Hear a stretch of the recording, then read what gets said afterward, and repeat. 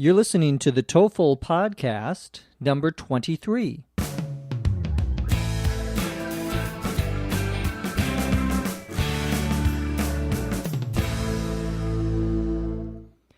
This is the TOEFL podcast, the Test of English as a Foreign Language podcast, episode 23.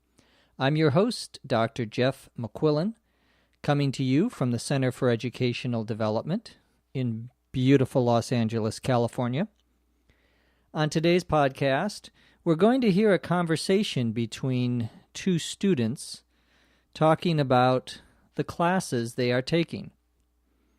As usual, we'll listen to the dialogue read slowly, then we'll explain the difficult vocabulary, followed by listening to the dialogue again at a regular or native rate of speech, and finally, we'll have a few comprehension questions. Let's get started. Hey, Garrett. How's it going? Christy, what's up? I'm doing all right. Really busy, though. How come? It's only the first week. You don't have homework yet, do you? No, but I'm going to a bunch of classes to try to figure out which ones I want to take. So far, I've chosen 5, but I'm going to have to drop one. Really? Which classes are you taking? I'm only taking 3 classes, but I'm looking for a 4th. I have 3 history classes and 2 psych classes. My major is history, so I'm really trying to get those out of the way. I want to graduate at the end of this year. That's cool. I'm actually a psych major.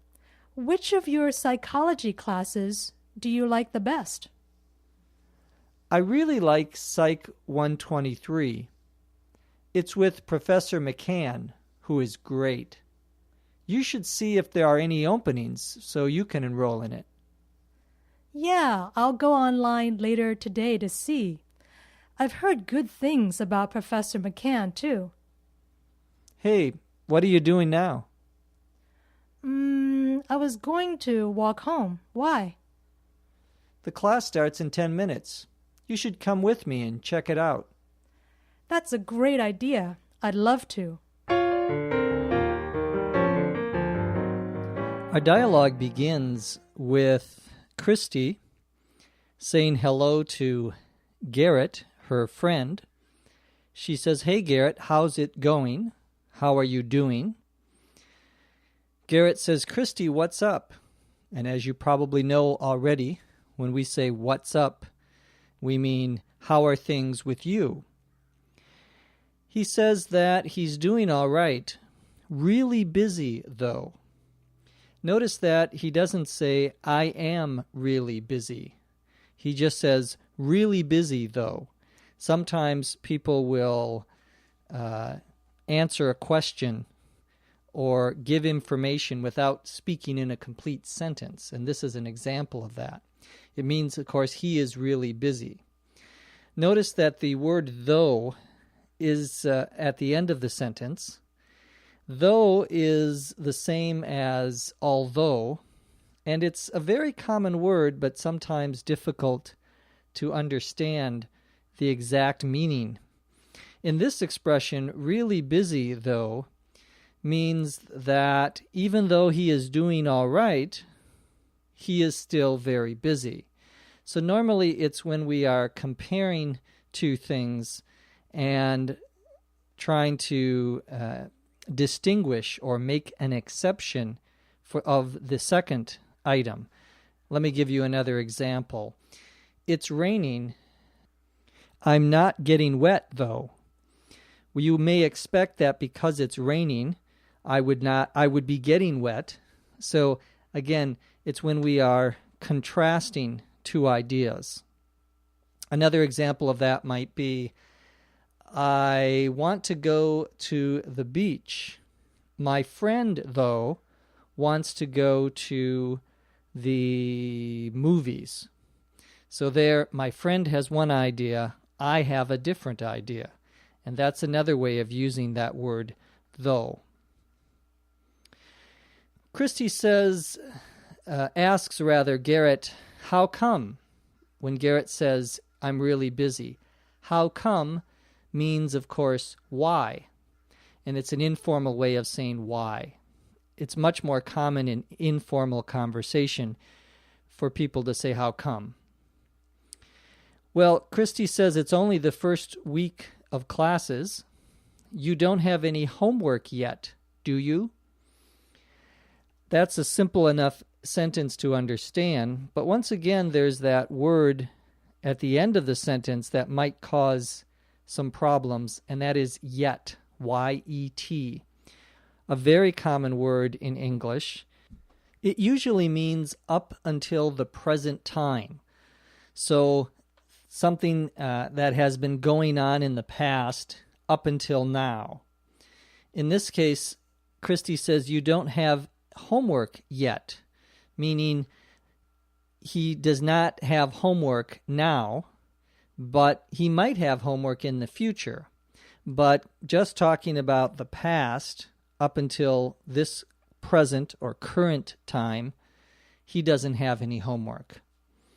We use this expression in many ways. For example, I am expecting my friend to come over to my house at 7 o'clock, and it's 7:15, and he's not here yet, meaning I'm expecting him, but right up until this point, to this time, he's still not here. Garrett says he doesn't have homework, but he's going to a bunch of classes to try to figure out which ones he wants to take. A bunch, B-U-N-C-H, of something is a lot of something. Again, a very informal expression. You can have a bunch of grapes. You can have a bunch of children. You can have a bunch of cars, anything that you can count usually. We say, we can use this expression, a bunch of.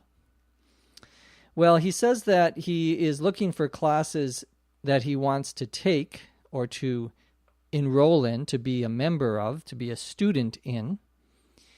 He says, so far I've chosen 5, but I'm going to have to drop one.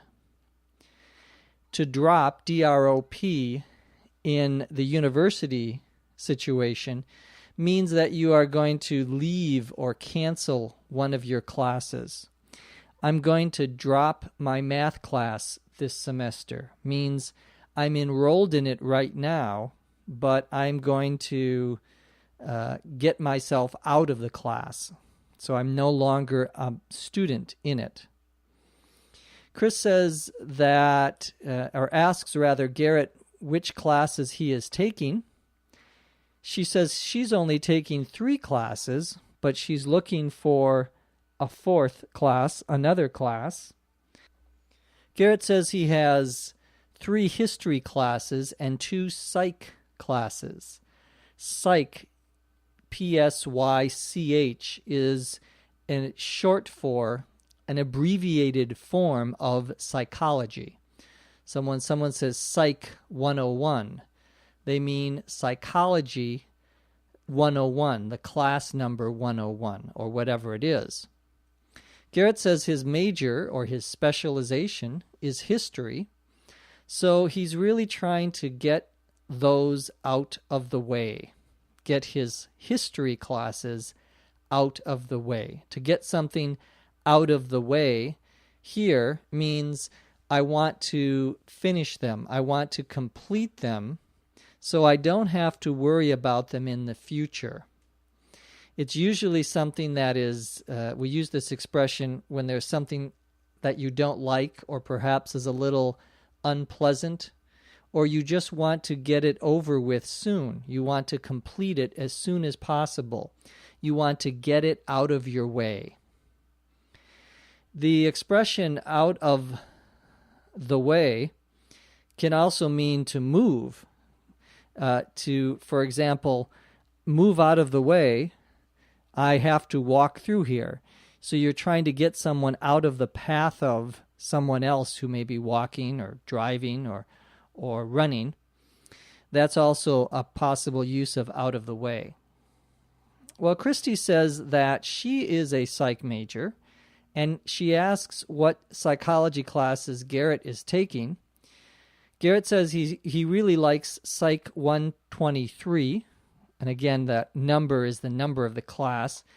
In most universities, the numbers that begin with 100, the classes that have numbers in the hundreds, 123, 175, are usually for beginning students, freshmen and sophomore students. Not always, but usually. The 200 level classes are usually sophomores. 300 and 400 are for third year or junior, fourth year, senior students. A 500 and 600 level classes, if the class says Psych 525, those are usually just for seniors or for those who are graduate students. Most of them are graduate courses that people take if they're getting a master's or a doctorate. Well, Garrett is not getting a doctorate. He's in Psych 123, and he has Professor McCann, who is great, he says, who's very good. He says that Christy should see if there are any openings so she can enroll in it. You should see if means you should investigate, you should look into, you should check this out. You should see if there are any openings. An opening in a class is a space.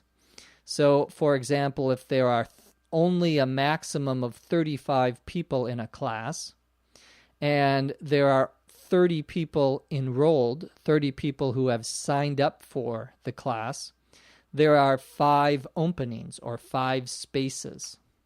To enroll, E-N-R-O-L-L, means to sign up for, to say, yes, I am going to take that class. Christy says that she's going to go online, and of course to go online means to go on the internet, later today to see.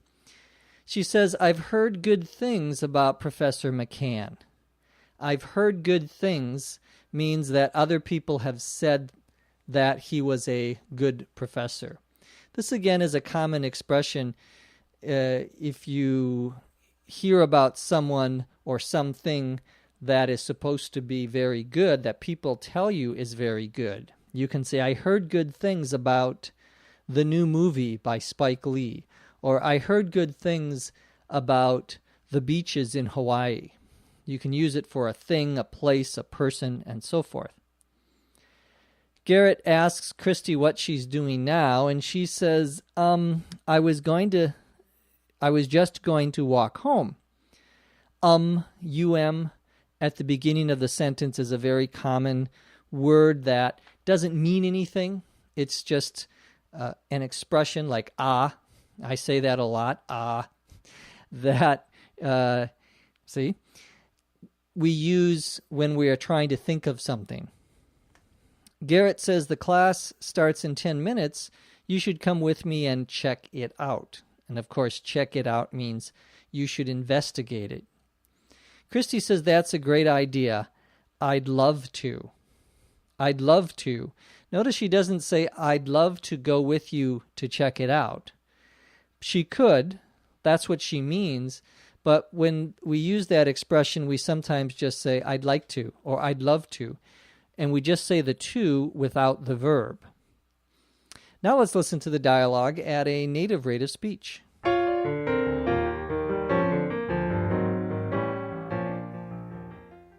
Hey, Garrett, how's it going? Christy, what's up? I'm doing all right. Really busy, though. How come? It's only the first week. You don't have homework yet, do you? No, but I'm going to a bunch of classes to try to figure out which ones I want to take. So far, I've chosen 5, but I'm going to have to drop one. Really? Which classes are you taking? I'm only taking 3 classes, but I'm looking for a 4th. I have 3 history classes and 2 psych classes. My major is history, so I'm really trying to get those out of the way.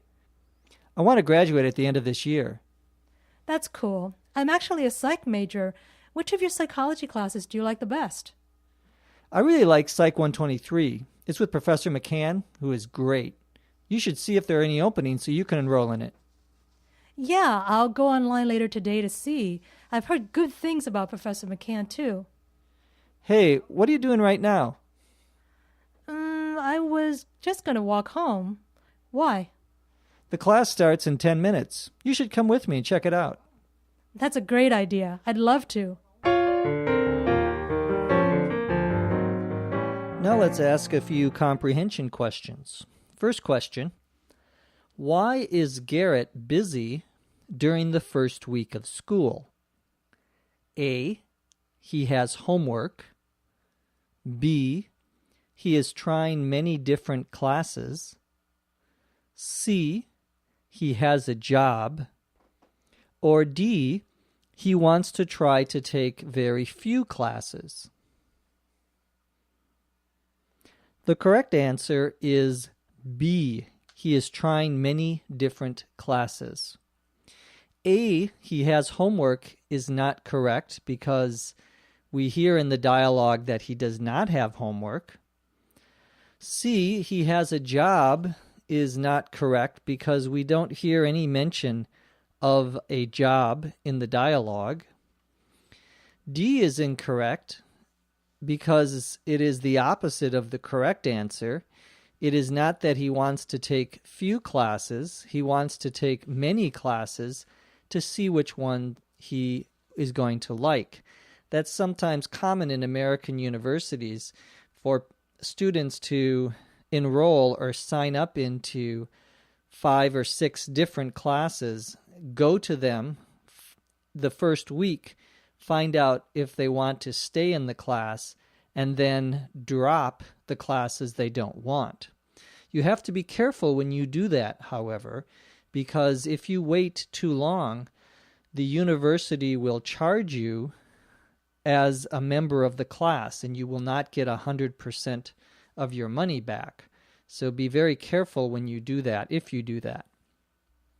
Second question, what type of class are both Garrett and Christy thinking of taking? A, a math class.